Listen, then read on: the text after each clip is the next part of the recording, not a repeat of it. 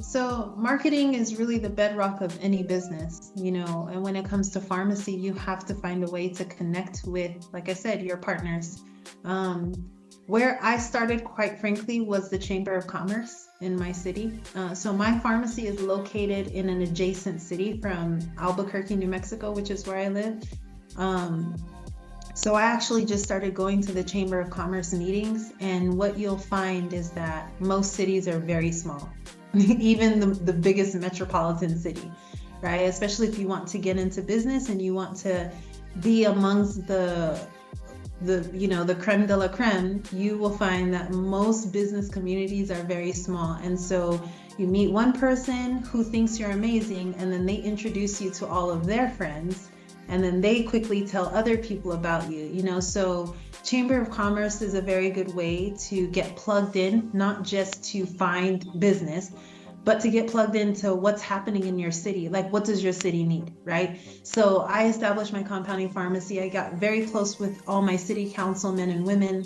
I got very close with my mayor, and I started telling them, anytime you go to market the city of Rio Rancho, you need to also say that you have the best compounding pharmacy in New Mexico.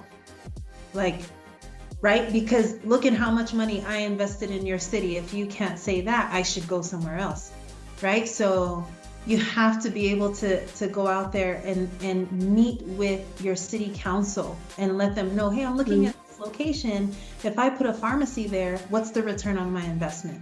And that city council is going to know some board of medical directors or some physicians group, right? And they meet once a month, and you go there and you present yourself. Hi, I'm Chantel. I'm opening a new pharmacy. That's literally how I did it. So getting plugged into different events that are happening in your community, and it may be an event that it has nothing to do with pharmacy. It could be a volleyball tournament for firefighters, and you start to think, what does that have to do with pharmacy? Why would I sponsor that event for $250? Well, firefighters, what do? They wake up at 3 o'clock in the morning.